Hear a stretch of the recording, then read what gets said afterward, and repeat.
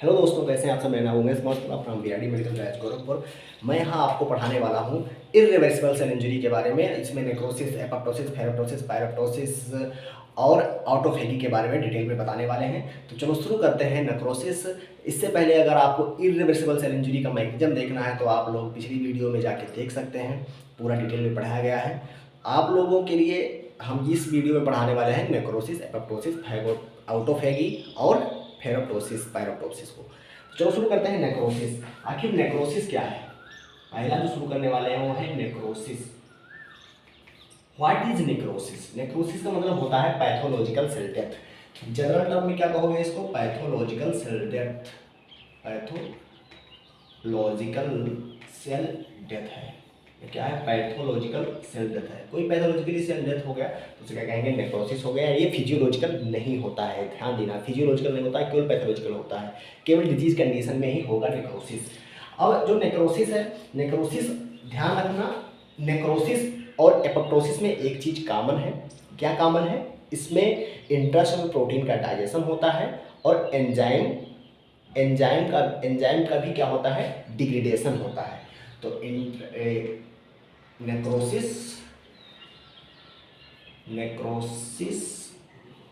And apoptosis, sorry, necrosis and नेक्रोप्टोसिस।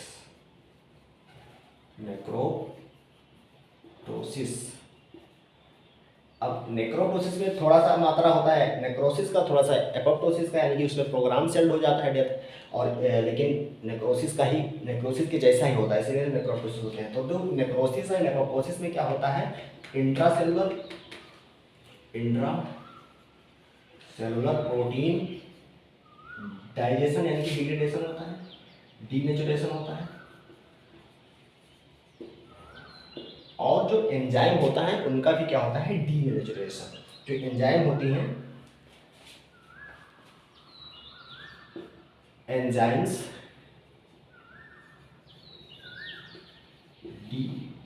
Degradation भी होता है। तो ये नेक्रोसिस और नेक्रोप्टोसिस में कॉमन चीजें हैं कि इंट्रासेलुलर प्रोटीन डीनेचुरेशन होता है, एंजाइम डिग्रेडेशन होता है। एंजाइम और जो प्रोटीन डीनेचुरेशन हुआ, इसके कारण अब हम नेक्रोसिस के बारे में बात कर रहे हैं, ठीक है। तो जो प्रोटीन डीनेचुरेशन हुआ, इसके कारण प्लाज्मा मेम्ब्रेन की इंटीग्रिटी ब्रेक हो जाती है, मेम्ब्रेन इंटीग्रिटी लॉस हो जाती है, जिसके कारण क्या होता है? प्लाज्मा मेम्ब्रेन की इंटीग्रिटी लॉस हो गई तो जो सब्सटेंस होगी वो लीक आउट कर जाएंगे। सब्सटेंस क्या हो गए? प्लाज्मा मेम्ब्रेन से, मतलब कि सेल से बाहर चले गए। प्लाज्मा मेम्ब्रेन से जब बाहर चले जाएंगे तो क्या काज करेंगे? सराउंडिंग में क्या कर देंगे? इन्फ्लामेटरी रिएक्शन कराएंगे। जो सराउंडिंग टिश्यू होगी, सब्सटेंस लीक आउट करेंगे तो सराउंडिंग टिश्यू इन्फ्लामेशन करवाएंगे, इन्फ्लामेशन, और जिसके कारण क्या हो जाएगा? इन्फ्लामेटरी रिएक्शन होगा। क्या होगा? इन्फ्लामेटरी रिएक्शंस हो जाएंगे। तो ये जनरल चीज़ें बात कर रहे हैं नेक्रोसिस के बारे में। अब इसके टाइप भी पढ़ेंगे, कितने टाइप की होती हैं। तो सब्सटेंस लीक आउट कर गए, सराउंडिंग टिश्यू में इन्फ्लामेशन हो गया, इन्फ्लामेटरी रिएक्शन हो रहा है इसमें, नेक्रोसिस में। और जो एंजाइम जो डिग्रेडेशन हो रहा है, वो एंजाइम का डिग्रेडेशन हो रहा है जो लिथली इंज्यूर्ड सेल है। और साथ में जो लिथली इंज्यूर्ड सेल्स हैं उनका डाइजेशन कौन करवा रहा है? तो उनका डाइजेशन या तो जो सेल इंज्यूर्ड है उसी से आई हुई एंजाइम उसको डाइजेस्ट कर दे रही है, या तो ल्यूकोसाइट्स हैं उनके लाइसोसोम के एंजाइम जो लिथली इंज्यूर्ड सेल्स हैं उसको क्या कर रही है? डाइजेस्ट कर रही है। तो एंजाइम कहाँ से आ रही हैं? तो एंजाइम के बारे में पता कर लेते हैं कि आखिर एंजाइम कहाँ से आ रही हैं जो आखिर लिथली इंज्यूर्ड सेल को डाइजेस्ट कर दी। एंजाइम कम्स फ्रॉम, कहाँ से आ रही है एंजाइम जो डाइजेस्ट कर दी सेल्स को? इंज्यूर्ड enzymes that digest injured cells comes from या तो लिथली इंज्यूर्ड सेल्स के लाइसोसोम से आ रही होगी, यानी कि self lysosome of injured cells and leukocyte lysosome से आ रही होगी, ल्यूकोसाइट लाइसोसोम से आ रही होंगी। कहाँ से होंगी? सेल्फ लाइसोसोम से आ रही होंगी या ल्यूकोसाइट लाइसोसोम से आ रही होंगी एंजाइम जो कि डाइजेस्ट कर रही है इंज्यूर्ड सेल को। तो ये बात हुआ कि कैसे मतलब नेक्रोसिस क्या होती है, जनरल चीज़ें। अब हम नेक्रोसिस को कैसे डायग्नोस कर सकते हैं? तो डायग्नोसिस करने के लिए बहुत ही टाइम लग जाता है। जैसे कि मायोकार्डियल नेक्रोसिस हो गया तो उसको हम 4 से 12 घंटे में पैथोलॉजिकली पता कर सकते हैं। लेकिन जो स्पेसिफिक एंजाइम्स होंगे यानी कि स्पेसिफिक एंटीजेंस होंगे ब्लड में, उसके द्वारा हम 2 घंटे के अंदर पता कर सकते हैं। तो फायदा क्या है कि स्पेसिफिक एंजाइम जो बन रही हैं नेक्रोसिस के खिलाफ उसको हम पता कर लें, जिससे हम अर्ली डायग्नोस कर लें और पेशेंट की डेथ ना हो। जैसे कि मायोकार्डियल नेक्रोसिस में क्या होता है, सडन डेथ हो जाता है पेशेंट का। तो इसको हम डायग्नोसिस कैसे कर सकते हैं? तो डायग्नोसिस में देखेंगे, डायग्नोसिस का एक एग्जाम्पल लेकर समझाते हैं डायग्नोसिस का। जैसे कि मायोकार्डियल इन्फेक्ट है, मायोकार्डियल इन्फेक्ट है। और मायोकार्डियल इन्फेक्ट में क्या होता है, सडन डेथ होता है, सडन डेथ। अब हम कुछ ऐसा डायग्नोस करना चाहते हैं कि मायोकार्डियल इन्फेक्ट को हम बहुत पहले पता कर लें, इससे आदमी की डेथ ना हो, बच जाए। तो इसको हम पैथोलॉजी से अगर देखें, पैथोलॉजिकली मतलब टिश्यू लिया, उसको हम माइक्रोस्कोप द्वारा देखें तो 4 से 12 घंटे में हम इसको डायग्नोस कर पाएंगे। वहीं पर अगर ब्लड स्पेसिफिक एंटीजन देख लिए, स्पेसिफिक एंटीजन या एंजाइम देख लिए, तो ये हमको 2 आवर्स के अंदर हम इसको डायग्नोस कर सकते हैं कि इसमें मायोकार्डियल नेक्रोसिस है, तो फायदा क्या होगा हमको, जो कार्डियक स्पेसिफिक एंजाइम्स हैं उनको हम ब्लड में देख लें, कार्डियक स्पेसिफिक एंजाइम्स हैं उनको हम ब्लड में देख लें, तो इससे 2 घंटे के अंदर हम डायग्नोस कर लेंगे। और जो कार्डियक स्पेसिफिक एंजाइम्स हैं वो कहाँ से निकल रही हैं, जो इफेक्टेड टिश्यू है उससे निकल रही है या मसल से रिलीज होती है, नेक्रोटिक मसल्स होती हैं उससे रिलीज होता है। तो ये जनरल चीज़ें हो गई। अब हम पढ़ने जा रहे हैं कि मार्फोलॉजी में क्या चेंज होता है, जो नेक्रोसिस होती है उसमें मार्फोलॉजिकली क्या चेंज होता है उसके बारे में हम देखेंगे यहाँ पे। तो ये हो गया जनरल चीज़ें। अब हम देखने जा रहे हैं व्हाट चेंजेस ड्यूरिंग, अगर हम मार्फोलॉजी में देखें तो क्या चेंज होगा, हम कैसे पहचानेंगे, कैसे जान पाएंगे कि नेक्रोसिस है। तो देखो मार्फोलॉजी में क्या हो गया, इंक्रीज हो जाएगा इयोसिनोफिल्स क्या हो जाएगा, इंक्रीज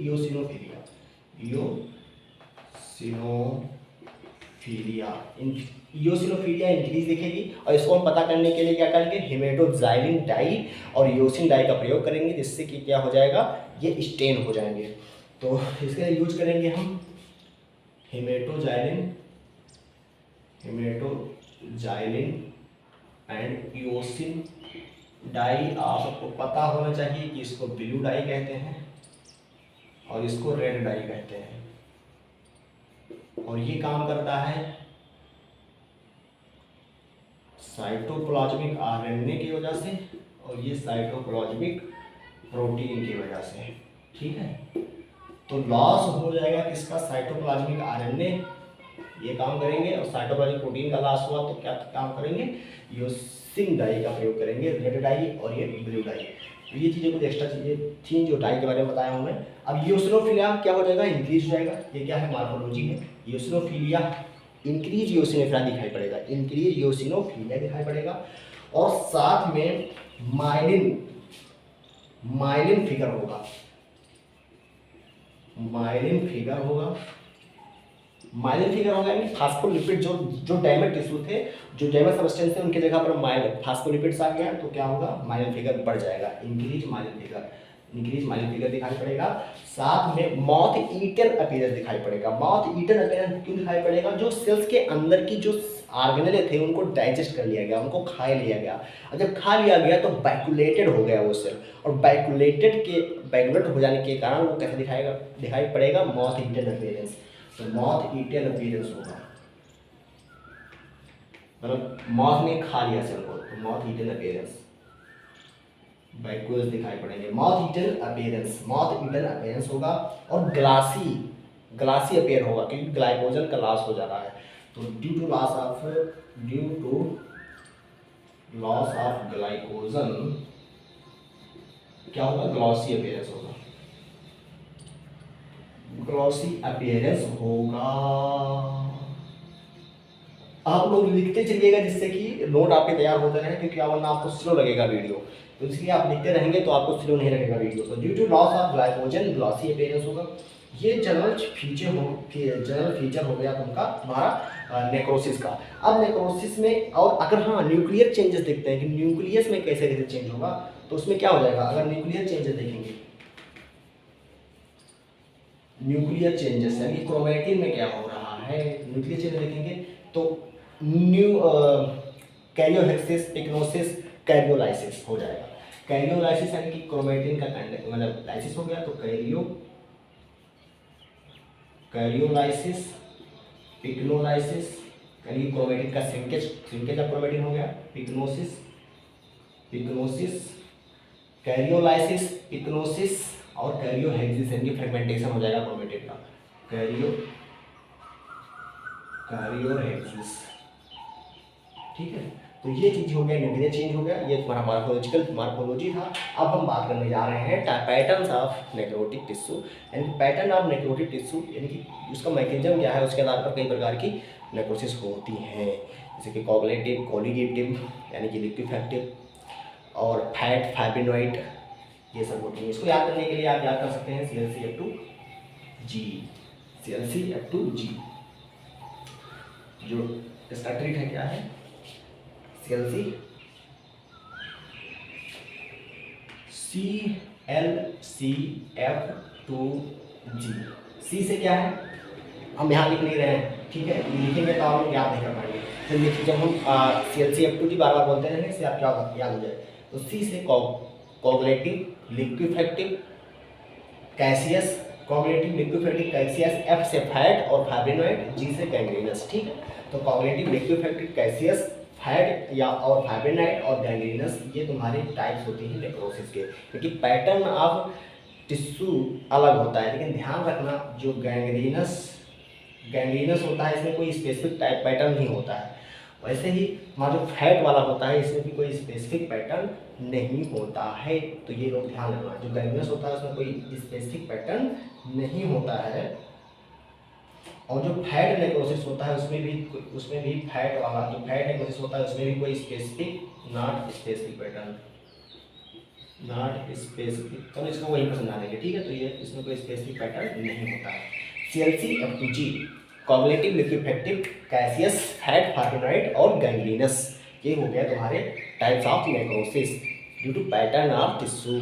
तो पहला हम पढ़ने जा रहे हैं coagulative necrosis. Coagulative necrosis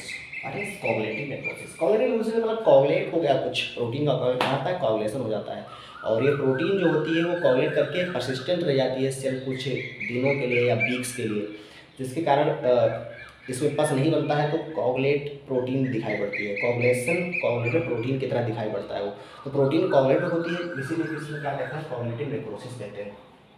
coagulative necrosis में क्या होता है, आर्किटेक्चर जो होता है वो चेंज नहीं होता है। आर्किटेक्चर मतलब कि जो आउटलाइन है, इसलिए मान लीजिए ये सेल है, ठीक है, तो ये सेल ऐसे नहीं हो जाएगी कि ऐसे टूट गई, मतलब ये सेम टू सेम रहेगी, आर्किटेक्चर सेम रहेगा, बस केवल अंदर इसके चेंजेस होंगे, ठीक है, अंदर इसके चेंजेस होंगे, फ्रेगमेंट बन जाएंगे, टूट जाएगा, ठीक है। तो आर्किटेक्चर चेंज नहीं होता है, इसमें ध्यान रखिएगा, there is no change in architecture of dead tissue, architecture of dead tissue does not change। Architecture जो होगा यानी प्लाज्मा मेम्ब्रेन नहीं टूट रही है, तो architecture of dead tissue does not change. Architecture of dead tissue does not change. और ये परसिस्टेंस कब तक होगा? For at least some days, कुछ दिनों तक आर्किटेक्चर चेंज नहीं होता है, एट लीस्ट सम डेज। अब जो इसका आगे है, जो इंज्यूर्ड डिनेचरेट, इंजरी जो होगा, injury denaturates not only structure protein but also enzymes. जो इंजरी होगी, इंजरी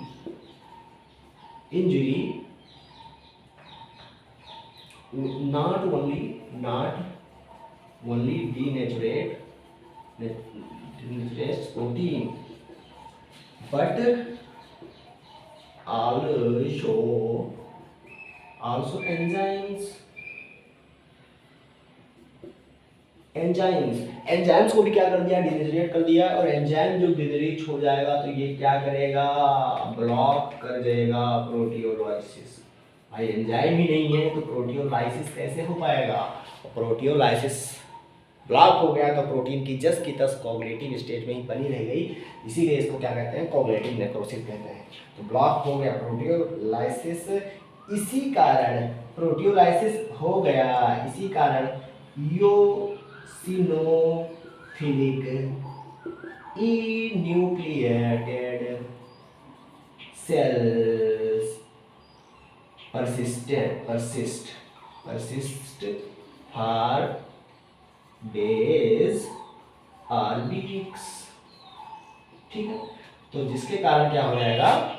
ये सेल्स क्या होगी? परसिस्टेंट रह जाएंगी। को दिनों दिन, कुछ दिन के लिए हो सकती हैं या कई हफ्तों तक रहेंगी।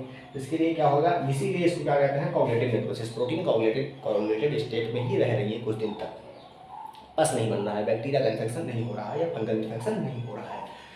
तो ये कुछ बात हुआ तुम्हारा नेक्रोसिस कैसे, कोगुलेटिव नेक्रोसिस के बारे में। अब कुछ और इसके लिए बात करते हैं। आप लोग नोट करते रहिएगा, हमारी बात मान लीजिए कि आप कुछ दिन में भूल जाएंगे, नोट नहीं करेंगे तो। नोट करेंगे तो आपका एक अच्छा खासा नोट तैयार हो जाएगा। तो देखो, कोगुलेटिव नेक्रोसिस हुआ, इसमें ध्यान रखिएगा जो सीरियस होगा, अगर इस्केमिया हो गया, इस्केमिया इन ब्लड वेसल्स, या तुम्हारे ischemia in vessels due to obstruction हो गया ब्लड वेसल्स का, जिसके कारण इस्केमिया हो गया उसमें। तो ischemia in vessels due to obstruction can lead to coagulative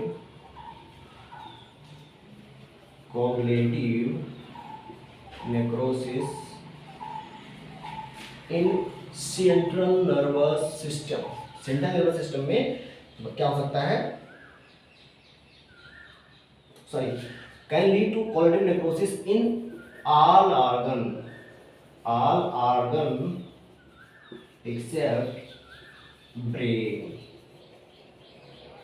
brain. ध्यान रखिएगा, ब्रेन में नहीं होता है कोगुलेटिव नेक्रोसिस। और सभी सॉलिड ऑर्गन होंगे, जैसे कि एग्जांपल देख लो, तुम्हारा सॉलिड ऑर्गन जैसे कि लीवर हो गया, किडनी हो गई, स्प्लीन हो गया, पैंक्रियाज हो गया, ठीक है, और कई सारे, दो स्टमक हो गया, ठीक है। तो उसमें कोगुलेटिव नेक्रोसिस सॉलिड ऑर्गन होते हैं। तो स्टमक को, चलो ठीक है, स्टमक ना लिखो यहाँ पे, शायद इसमें भी होता हो क्योंकि ऑल ऑर्गन लिखा हुआ है रॉबिन्सन क्वार्टर में, ठीक है। तो ऑल ऑर्गन तो में तो स्टमक भी आ जाएगा ना। तो लीवर, किडनी, स्प्लीन, पैंक्रियाज, ये सब तुम्हारे इसमें क्या हो जाएगा? कोगुलेटिव नेक्रोसिस हो जाएगा। अब और चीज़ें देखते हैं इसमें क्या होगा। एक चीज़ यहाँ पर ध्यान रखना, जो लोकेलाइज्ड एरिया, जैसे कि मान लीजिए ये आपका हैंड है, ये मान लो ये क्या है? लीवर है, ठीक है, ये लीवर है ना आपका। मेरा भी हो सकता है भाई, नहीं यार, किसी का ना हो यहाँ पे, जिसमें कोऑग्निटिव नेक्रोसिस हो जाए। देखो लिवर जो है, मान लीजिए इस एरिया में क्या हो गया, कोऑग्निटिव नेक्रोसिस हो गया, इस एरिया में क्या हो गया, कोऑग्निटिव नेक्रोसिस हो गया, तो इसको क्या कहेंगे, इन्फार्क्ट। तो लोकेलाइज्ड एरिया को क्या कहते हैं, इन्फार्क्ट, जहां पर कोऑग्निटिव नेक्रोसिस हो गई है। तो क्या कह सकते हो, localized area of, localized area, ये कोई लोकेलाइज्ड एरिया है, localized area of coagulative necrosis card infarct. तो कोऑग्निटिव नेक्रोसिस के जो लोकेलाइज्ड एरिया होगा उसे क्या कहेंगे, इन्फार्क्ट कहते हैं। ये हो गया बात कोऑग्निटिव नेक्रोसिस के बारे में। अब हम इसका कुछ एग्जांपल देख लेते हैं कि आखिर कहाँ पर होगा। ये तो आर्गन का एग्जांपल था कि इस आर्गन में होगा, साथ में जेंकस डिजनरेशन देख लेते हैं बर्न में। बर्न के कारण हो जाता है, ये बर्न में ही होगा, सो एग्जांपल है, बर्न में हो जाएगा, बर्न हो गया। और ये जेंकस डिजनरेशन में होता है, और इसको ड्राई गैंग्रीन भी कहते हैं, ड्राई गैंग्रीन, ठीक है। तो ड्राई गैंग्रीन में है, जेंकस डिजनरेशन में हो जाएगा, जेंकस डिजनरेशन, अरे भैया जेंकस डिजनरेशन। और जेंकस जो डिजनरेशन होता है, ये ऐसे पीपल में सीन होता है जिनको लगातार टाइफाइड का इन्फेक्शन है और टाइफाइड बुखार में होता है। तो सीन कहाँ पर होगा, सीन इन टाइफाइड, ठीक है, ठीक है। और अफेक्ट किस मसल को करेंगे, affect rectus abdominis and skeletal muscle, skeletal muscle, ठीक है। तो अफेक्ट करेंगे रेक्टस एब्डोमिनिस और स्केलेटल मसल्स को। जेंकस डिजनरेशन में होता है, ड्राई गैंग्रीन कहते हैं, बर्न में भी होता है तुम्हारा कोऑग्निटिव नेक्रोसिस। अब हम अगला बढ़ जाते हैं लिक्विफेक्टिव, जिसे कोलिग्यूटिव भी कहते हैं, कोलिग्यूटिव भी कहते हैं। तो अगला है, क्या है, टाइप है, पैटर्न है, किसका, नेक्रोसिस का। कौन सा, हमारा सी खत्म हो गया, कोऑगुलेटिव खत्म हुआ, ला आया, एल आया, क्या आया, एल क्या है, लिक्विफेक्टिव नेक्रोसिस, लिक्विफेक्टिव नेक्रोसिस ये दूसरा नंबर का था, यानी कि ये खत्म हुआ, ये खत्म हुआ, और अब आ गया लिक्विफेक्टिव नेक्रोसिस। लिक्विफेक्टिव भैया इसमें ध्यान रखना, बैक्टीरिया फंगस का इन्फेक्शन हो गया अगर तुम्हारे इसमें कोऑगुलेटिव वाले में, तो वो किसमें चेंज हो जाएगा, लिक्विफेक्टिव में चेंज हो जाएगा, क्योंकि उसमें क्या बन जाएगा, पस हुआ तो बस। अब हमसे सहा नहीं जा रहा है, जाओ चलो जल्दी से लेते हैं लिक्विफेक्टिव नेक्रोसिस। लिक्विफेक्टिव नेक्रोसिस को समटाइम्स कह देते हैं कोलिग्यूटिव, और इसको ड्राई नहीं, भीगा हुआ वेट गैंग्रीन कहते हैं, वेट गैंग्रीन भी कह देते हैं लिक्विफेक्टिव नेक्रोसिस को। तो ये बात हो गया लिक्विफेक्टिव नेक्रोसिस का कुछ चीजें। अब इसमें देखते हैं क्या होता है। देखो इसमें होता है जो digestion of dead cells resulting in transformation of tissue into liquid विसियस मास। तो डाइजेशन ऑफ सेल होगा, डाइजेशन ऑफ सेल हुआ, इंज्यूर्ड सेल का, नॉर्मल सेल का नहीं, इंज्यूर्ड सेल का। तो यहाँ पर ध्यान, इंज्यूर्ड सेल लिखूंगा मैं, तुम सब कंट्रोल करोगे। Digestion of injured cell, lethally injured है तभी तो इन्फ्लुएंसर हुआ, तो डाइजेशन ऑफ इंज्यूर्ड सेल क्या होगा, डाइजेशन ऑफ इंज्यूर्ड सेल होगा तो लीड करेगा क्या, विसियस फ्लूइड मास, विसियस मास, ठीक है, फ्लूइड विसियस मास लिखता तो अच्छा लगेगा ना, फ्लूइड विसियस मास, और अच्छा लग रहा है, फ्लूइड विसियस मास, यानी कि इसमें फ्लूइड भैया पस हो गया, एलोविस पस बन गया। तो क्यों बन गया था, क्योंकि फंगल और बैक्टीरियल इन्फेक्शन हो गया। तो काज किसका, इसका नाम काज क्या होगा, कचरा का होगा भैया, काज क्या होगा, काज क्या होगा, बैक्टीरिया और फंगल इन्फेक्शन हुआ, बैक्टीरिया या फंगल इन्फेक्शन हो गया, इससे प्लाज्मा मेम्ब्रेन बचेगी क्या? नहीं बचेगी भैया, सब टूट टाट के बाहर निकलेगा लिक्विड। तो ये हो गया बैक्टीरिया और फंगल इन्फेक्शन हो गया। और इसमें बैक्टीरिया के इन्फेक्शन के दौरान पस बनता है, ठीक है, पस बनता है। पस क्या होता है? एलोबिस फ्लूइड होता है, एलोबिस विसियस फ्लूइड होता है, क्रीमी येलो, प्लस क्या है? क्रीमी येलो, क्रीम की तरह येलो लगा सकते हो आप। अरे भाई, क्रीमी येलो पस क्या है? क्रीमी येलो सब्सटेंस है, ठीक है, पस। और ये क्यों बना? क्योंकि बैक्टीरिया ने कर दिया अटैक, एंजाइम द्वारा जो नेक्रोटिक मटेरियल था वो बाहर आ गया, बाहर निकल आया। नेक्रोटिक मटेरियल बाहर आया तो पस के रूप में फटा बाहर निकला, तो पस इसमें दिखाई पड़ने लगता है, ठीक है। तो पस दिखाई पड़ने लगा बैक्टीरिया फंगल इन्फेक्शन के द्वारा। अब इसके बारे में और क्या जान सकते हैं? अगर हाइपोक्सिक डेथ होगा, हाइपोक्सिक डेथ ऑफ सेल कहाँ पर होगा? सीएनएस में। कहाँ पर होगा? सीएनएस में, cell within central nervous system. भैया सेंट्रल नर्वस सिस्टम बड़ा खतरनाक है। तो hypoxic death of cell within central nervous system often manifest as often इसमें सही है ना? सही। often manifest as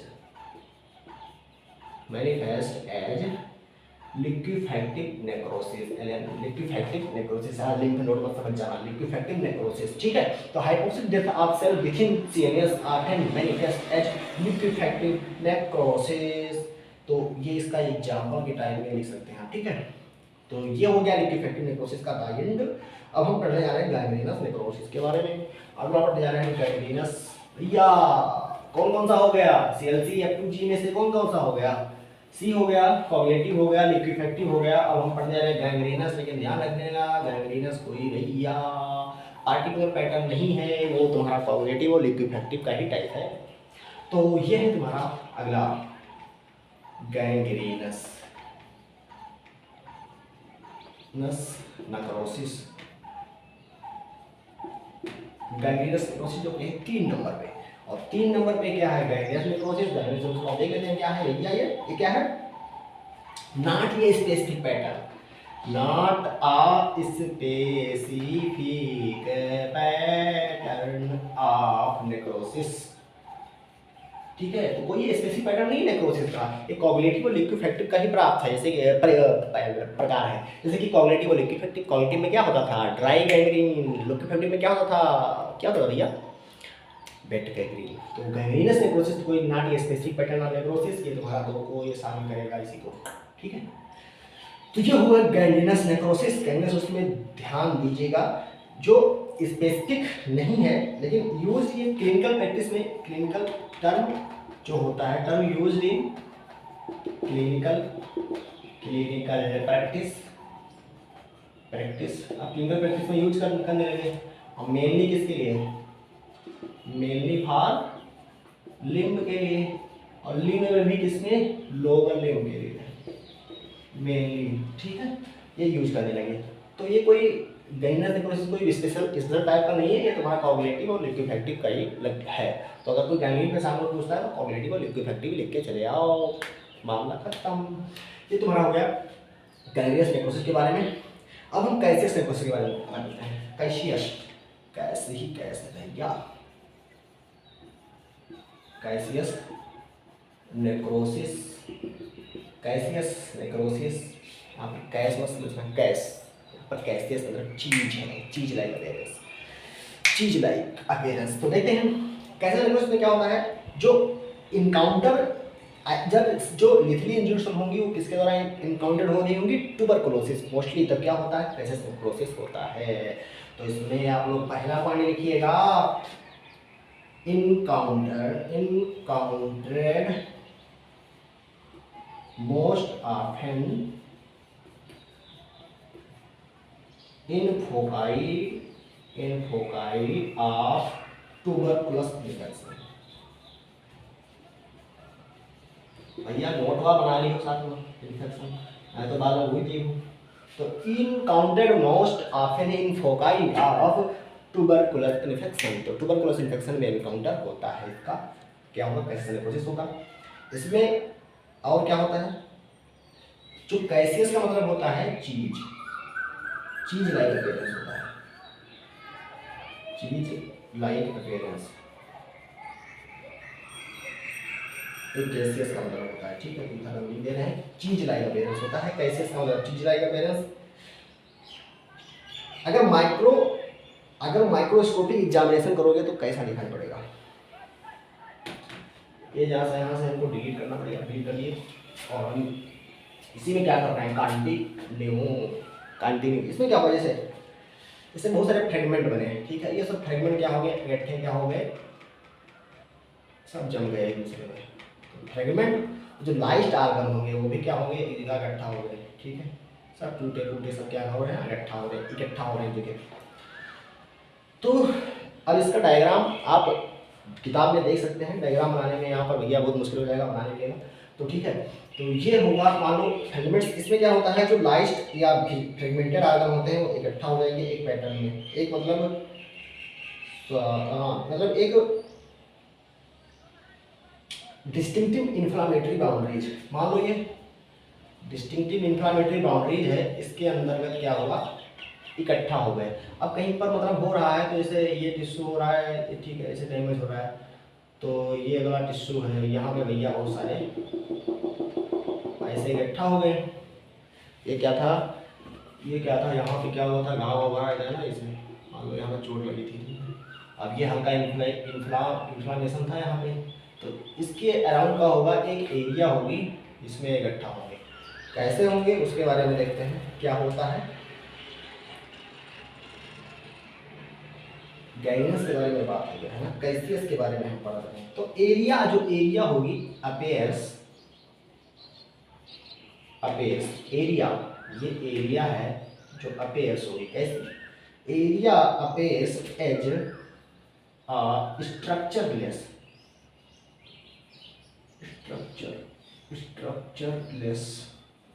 कोई स्ट्रक्चर ही नहीं पता चल रहा है, स्ट्रक्चरलेस है, ना तिकोना है, ना त्रिभुज है, ना चौखाना बनना है, स्क्वायर है, एक ही स्ट्रक्चरलेस है। Appear area appears as a structureless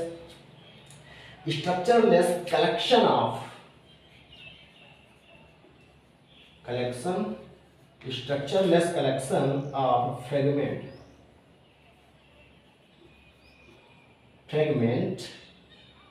structureless collection of fragment are lies fragmented or lies organelle, ठीक है, आर्गन नहीं, लाइस्ड amorphous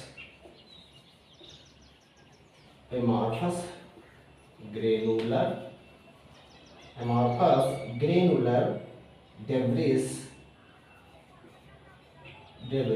enclosed in inflammatory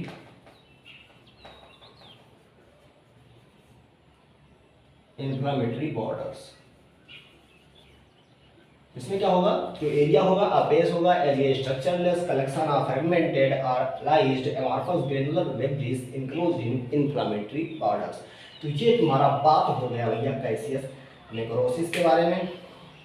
और कैसियस हम ये क्यों बता रहे हैं आपको, क्योंकि हमको समझाना है फोकस ऑफ इन्फ्लामेशन क्या होता है। तो जो फोकस ऑफ इन्फ्लामेशन होगा ये वाला, हम इसलिए इसको बनाए हैं, तो फोकस ऑफ इन्फ्लामेशन ये, तो फोकस ऑफ इन्फ्लामेशन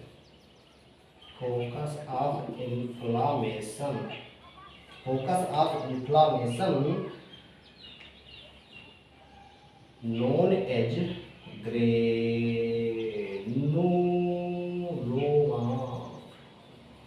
ग्रेनुलोमा कहते हो, ठीक है। तो जो फोकस होगा इन्फ्लामेशन का उसे कहेंगे ग्रेनुलोमा।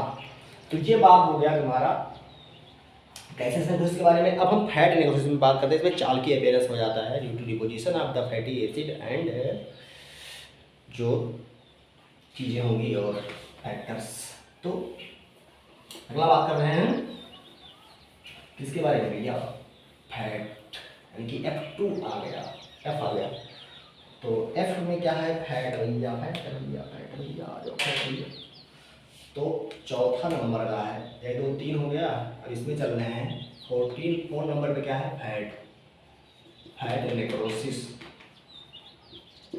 फैट नेक्रोसिस क्या होती है, फैट नेक्रोसिस क्या होती है भैया, फैटी एसिड डिपॉजिट हो गया है लाइनिंग पे कैल्शियम के साथ में जुड़ के, और कैल्शियम के साथ में जुड़ के अगर डिपॉजिट हो गया है तो चाल की अपीयरेंस आएगा, क्योंकि कैल्शियम कैसे दिखता है, चाल की तरह दिखता है, तो चाल की अपीयरेंस आएगा तुम्हारा नेक्रोसिस में। फैट में कैसा आएगा, चाल की अपीयरेंस आएगा।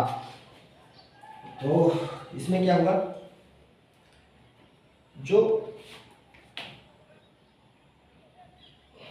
देखो फैट नेक्रोसिस से तुम्हारा मेडिकल प्रैक्टिस में यूज किया जाता है फैट नेक्रोसिस, लेकिन कोई स्पेसिफिक पैटर्न इसका नहीं होता है, तो ये भी याद ध्यान रखिएगा। देखो does not denote specific pattern in reality. केवल तुम्हारा जो मेडिकल पार्लांस में यूज होता है, तो ये मेडिकल पार्लांस में यूज होता है, लेकिन does not denote specific pattern in reality, ये ध्यान रखना फैट नेक्रोसिस के बारे में। तो फैट और गैंग्रीनस दो चीज़ें मिल गई जो ऐसा कर रही थी फैट नेक्रोसिस में। अब फैट नेक्रोसिस में क्या होता है, focal areas of fat deposition, जो फोकल एरियाज होंगे उसमें फैट डिपोजिशन हो जाता है, इसमें फैट डिपोजिशन होता है। फैट डिपोजिशन कैसे होता है, देखो fat it usually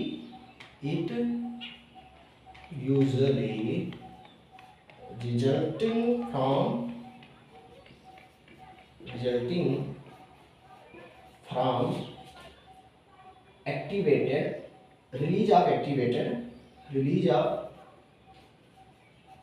release of activated lipase।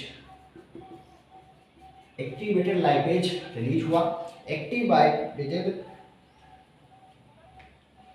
Lipase ये कहाँ पर रिलीज होगा, पैंक्रियाज एंड पेरिटोनियल कैविटी में।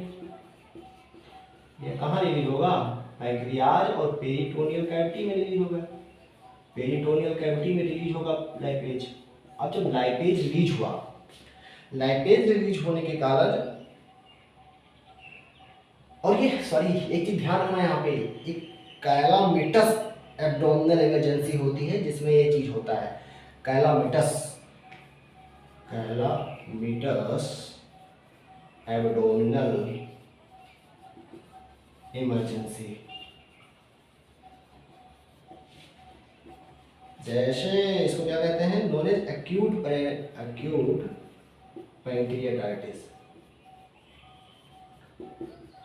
तो एक्यूट पैंक्रियाटाइटिस जिसे कैलामिटस एब्डोमिनल इमरजेंसी कहते हैं, तो कैलामिटस एब्डोमिनल इमरजेंसी या एक्यूट पैंक्रियाटाइटिस में जो एक्टिवेटेड लाइपेज होगा उनका रिलीज होने लगेगा पैंक्रियाज और पेरिटोनियल कैविटी में, जिसके कारण आगे क्या होगा उसको समझते हैं। आगे क्या होगा, जो पैंक्रियाटिक एंजाइम है, पैंक्रियाटिक एंजाइम्स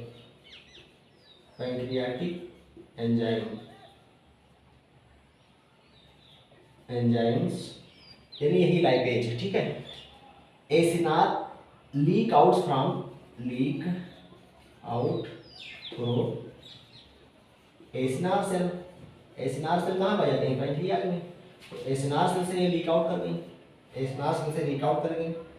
एसिनार सेल से जो निकलवा, जब एसिनार सेल से लीक आउट कर रही है तो इसको हम डिलीट कर रहे हैं, यहाँ पे लिख रहे हैं, ठीक है, कि नीचे जगह है नहीं तो यहाँ पे लिखना पड़ेगा, एक लाइन यहाँ पर लिख सकते हैं। एसिनार सेल से लीक आउट कर गई तो ये क्या करेगी, लिक्विफाई कर देगी किसको, मेम्ब्रेन को, membranes of fat cell in peritoneum.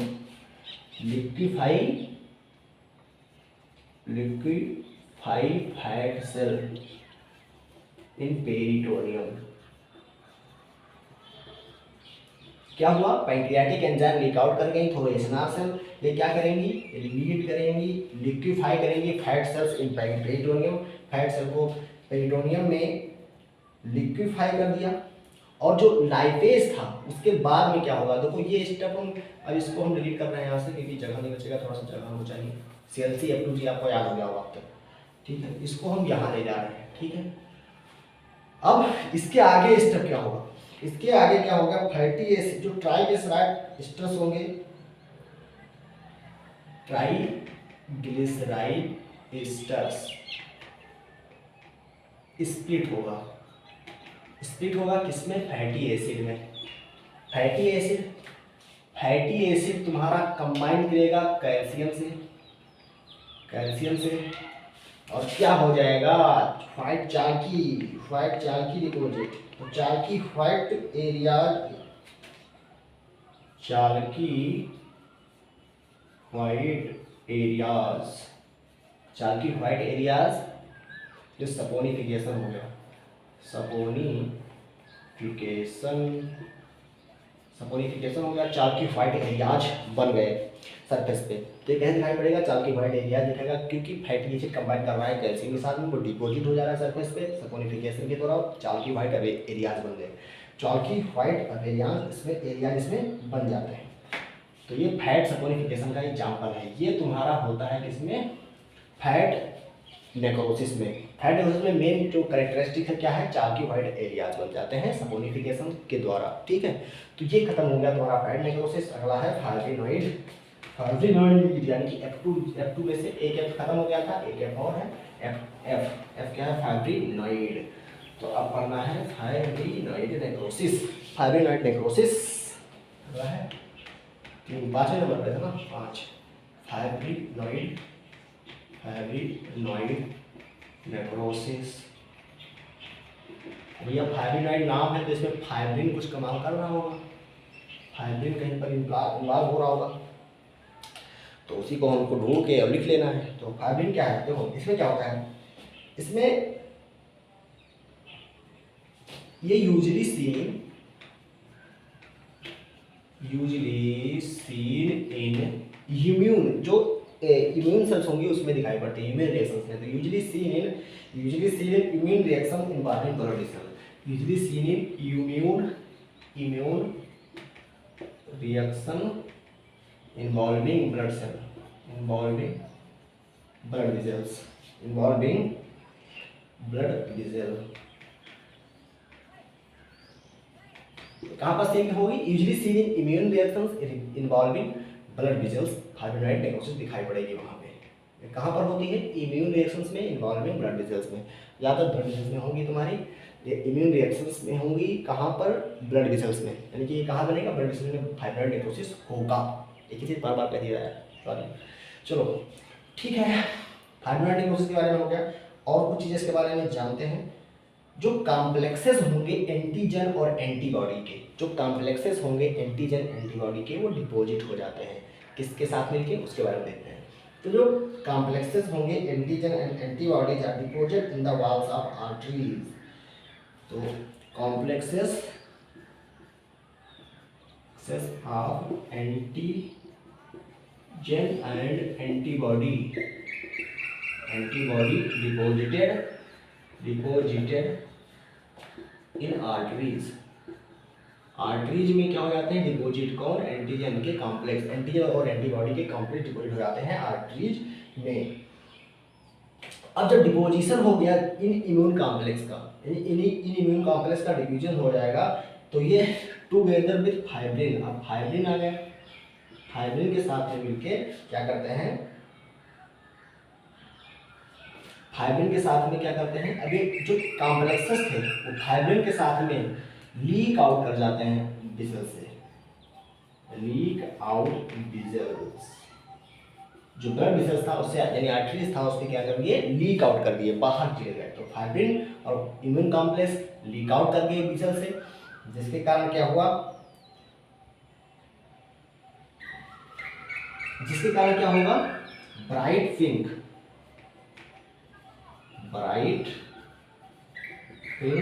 Amorphous appearance in H and E staining। H and E क्या है, H यहाँ पर था हेमेटोजाइलिन और E इयोसिन स्टेन, तो हेमेटोजाइलिन और इयोसिन स्टेन यहाँ पर लिख लीजिएगा आप लोग। इसमें कैसे दिखाई पड़ेंगे, bright bright pink amorphous appearance देंगे इस स्टेज में हेमेटोजाइलिन और इयोसिन में। हेमेटोजाइलिन क्या थी, ब्लू डाई, और इयोसिन क्या थी, रेड डाई थी। इसलिए आपको पहले ही कुछ बताया था कि किस सब चीज़ को, ये सब जनरल चीज़ें होती हैं जो पता होना चाहिए। और इसको कहते हैं, इसीलिए इसको कॉल करते हैं फाइब्रिनॉइड, फाइब्रिन लाइक, फाइब्रिनॉइड और फाइब्रिन लाइक नेक्रोसिस, क्योंकि ब्राइट पिंक एमॉर्फस अपीयरेंस होता है एच और ई स्टेन में। तो ये कुछ बात हो गया फाइब्रॉइड का। इसका एग्जांपल दे देते हैं, कहाँ पर है एग्जांपल है वैस्कुलाइटिस, वैस्कुलाइटिस, वैस्कुलाइटिस यानी कि जो ब्लड वेसल्स है उससे रिलेटेड में, उसमें क्या हो गया, फाइब्रॉइड मतलब फाइब्रिन का डिपोजिशन हो गया, इसके कारण उसका स्वेलिंग, उसमें स्वेलिंग हो गई है। तो वैस्कुलाइटिस में दिखाई पड़ता है ये फाइब्रॉइड नेक्रोसिस, ये इसका एग्जांपल हो गया। अब हम देखो, जो वैस्कुलाइटिस होता है वैस्कुलाइटिस सिंड्रोम कहा जाता है, वैस्कुलाइटिस सिंड्रोम कहा जाता है। और वैस्कुलाइटिस सिंड्रोम को आप लोग डिटेल में पढ़ेंगे आगे। तो वैस्कुलाइटिस सिंड्रोम को डिटेल में पढ़ना है तो वहाँ पे अच्छे से पढ़ाएंगे कि वैस्कुलाइटिस सिंड्रोम में क्या क्या सिम्टम्स होते हैं। तो वो अलग चीज़ है, बस यहाँ पर एग्जाम्पल याद रखिए कि वैस्कुलाइटिस सिंड्रोम तुम्हारा फाइब्रिनॉइड नेक्रोसिस का एग्जाम्पल है। ये हो गया फाइब्रिनॉइड। अब कोई बचा है भैया? सब खत्म हो गया, कोई नहीं बचा है। तो अब हमारा नेक्रोसिस खत्म हुआ। इसका मैकेनिज्म हम नहीं बता रहे हैं यहाँ पे अलग से, क्योंकि जब इर्रिवर्सिबल सेल इंजरी पढ़ाया था तो उसका मैकेनिज्म बता दिए थे कि माइटोकॉन्ड्रियल डिस्फंक्शन और मेम्ब्रेन डिस्फंक्शन के कारण तुम्हारा नेक्रोसिस हो जाता है, और उसके डिटेल में पढ़ाए हुए हैं कि माइटोकॉन्ड्रियल डिस्फंक्शन होगा तो क्या होगा, और मेम्ब्रेन डिस्फंक्शन होगा तो क्या हो जाएगा।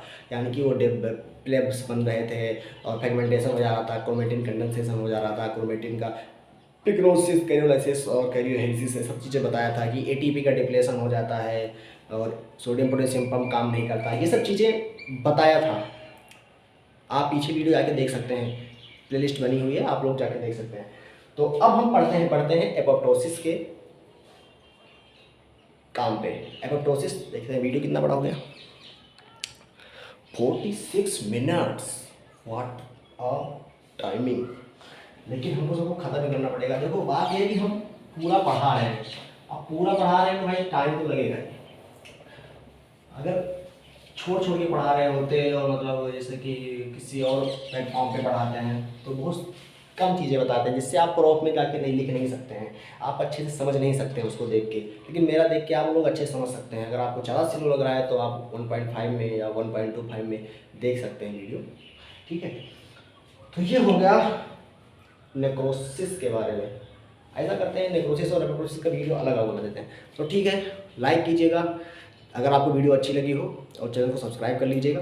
चलिए अगले वीडियो में आएगा एपोप्टोसिस। धन्यवाद।